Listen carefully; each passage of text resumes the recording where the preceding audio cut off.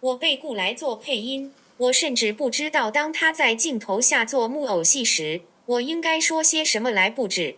顺便说一下，我的工资不高。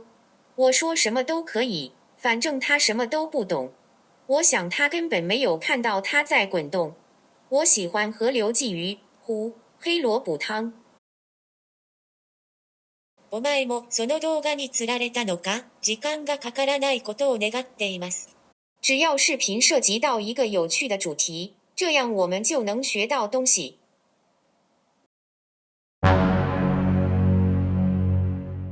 Salut à tous, bonne année déjà pour commencer. Alors pourquoi je suis habillé comme ça aujourd'hui? Parce que j'avais envie de parler des pays asiatiques et de leur puissance à travers le monde, depuis donc notamment la mondialisation qui a pu concrétiser une certaine forme de pouvoir, plus que d'autres pays, d'autres continents.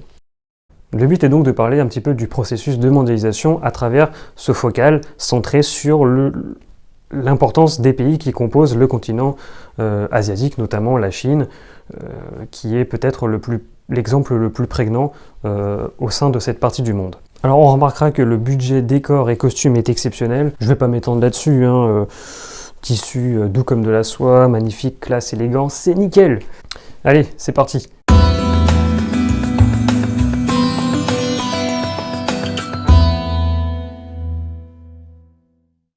En 1815, à Sainte-Hélène, Napoléon put dire « Lorsque la Chine s'éveillera, le monde tremblera ».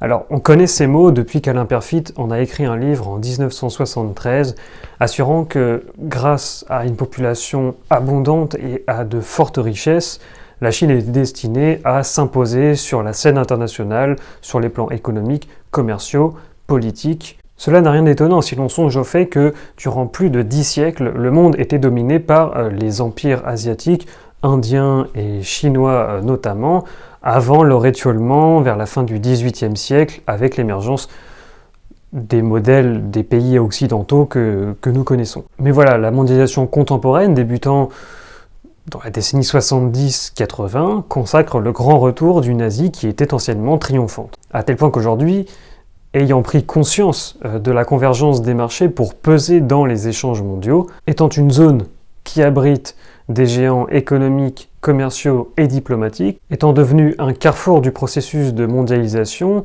et le centre d'impulsion de nouvelles idées tous azimuts, on aime à penser à une asiatisation du monde aujourd'hui. Pourtant, force est de constater que le concept d'asiatisation du monde n'a pas le poids, la force, la légitimité et l'inéluctable réalité d'une américanisation du monde depuis la fin de la Seconde Guerre mondiale.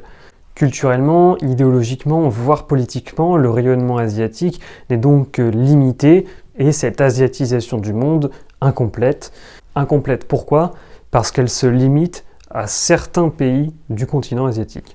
Ainsi peut-on réellement parler d'une asiatisation du monde comme du retour d'un impérialisme asiatique, ou ne s'agit-il pas seulement du réveil d'une zone dynamique qui souhaite tout simplement sa part du gâteau mondial?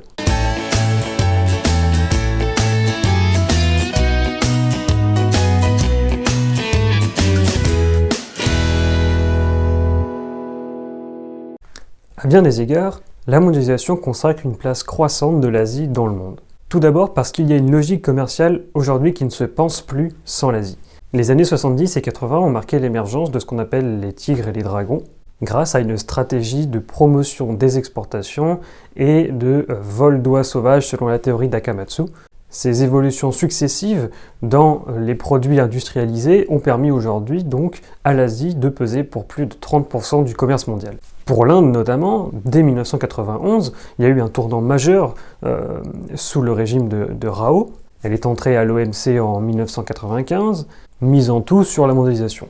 En ce qui concerne la Chine, il faut attendre 2001 pour la voir entrer à l'OMC, et preuve réelle de son ascension au sein du commerce mondial, dans les années 80, elle ne pesait que 1,3% de ce commerce mondial, tandis qu'aujourd'hui, on est à plus de 10%. Les exportations sont passées en 1994 de 8 milliards à plus de 500 milliards en 2014. Ça s'explique par certains processus assez faciles à comprendre, notamment dès 1980 par l'ouverture de ZES, des zones économiques spéciales, sur les littoraux, comme à Shenzhen. ce qui a permis à l'Asie de se transformer à ce qu'on appelle couramment l'atelier du monde. Aujourd'hui, un tiers des exportations industrielles proviennent d'Asie. La Chine a notamment mis en place une rationalisation de la production pour toujours rester compétitif dans les différents pans industriels notamment. Alors on peut donner quelques exemples rapides. La ville de Suzhou, 25% des ordinateurs du monde y sont produits. À Wenzhou, la ville de la chaussure comme on l'appelle, 50% de la production mondiale est répartie dans 4000 usines pour environ 600 millions de paires de chaussures. Voilà pour la petite anecdote. En effet, les grands asiatiques partent à la conquête de l'économie mondiale. L'Asie devrait devenir le premier pôle commercial du monde dans la décennie actuelle, détrônant l'Europe, qui l'est depuis la révolution industrielle. En termes d'IDE, l'attractivité de l'Asie n'a jamais cessé de croître. En 2000, les IDE allaient à 80% dans les pays industrialisés, pour seulement 20% pour les pays en développement, tandis qu'en 2015, donc plus proche de nous aujourd'hui, la part a changé, 40% pour les pays industrialisés et développés, et 45% pour les pays en développement. On voit bien ce changement de rapport de force. L'Asie mise aussi sur une stratégie extérieure pour durer sur le long terme, c'est-à-dire qu'elle ne mise pas tout sur les richesses et la puissance que les pays qui la composent ont en leur sein. La Chine, notamment, a mis en place un système que l'on appelle le land grabbing en Afrique, notamment en Éthiopie, sur toute la façade est de l'Afrique, qui permet d'acheter, de louer des terres et ensuite de mettre en place des partenariats, des deals avec les gouvernements en place sur l'agriculture, sur l'industrie, pour tirer profit de l'approvisionnement des richesses de ces pays, d'un continent qui justement a toujours été un enjeu essentiel dans les rapports de force mondiaux entre les pays riches, développés, industrialisés et les pays en développement, voire même en marge de la mondialisation, que sont notamment les pays d'Afrique. Mais l'Asie s'empare même des chasses gardées des Occidentaux. Symbole de la vivacité, de la vitalité des entreprises, des grands groupes asiatiques, certains ont racheté ou ont investi dans le capital d'entreprises centenaire occidentale. Cela permet de peser dans l'économie et également d'avoir un poids important dans les décisions prises en leur sein. On peut donner des exemples comme Tata Group qui a racheté deux fleurons de l'industrie britannique que sont Jaguar et Land Rover pour 2,3 milliards de dollars. Ou encore China Eastern Airlines qui a acheté 10% d'Air France KLM, Fosun qui a racheté le Club Med, ou encore Dongfeng qui était entré à 13% dans le capital de Peugeot. L'Asie s'immisce même dans les secteurs de haute technologie. On peut penser à Lenovo qui est le premier producteur de PC au monde, qui a racheté certaines branches d'IBM que tout le monde connaît. Néanmoins, l'asiatisation du monde demeure freinée par le poids toujours remarquable des grands occidentaux. Cette domination des grands groupes est toujours présente dans certains secteurs où l'Asie n'a pas encore su tirer profit de ces richesses. Dans certains secteurs, les groupes asiatiques n'ont pas réussi à prendre une part de marché suffisamment importante pour concurrencer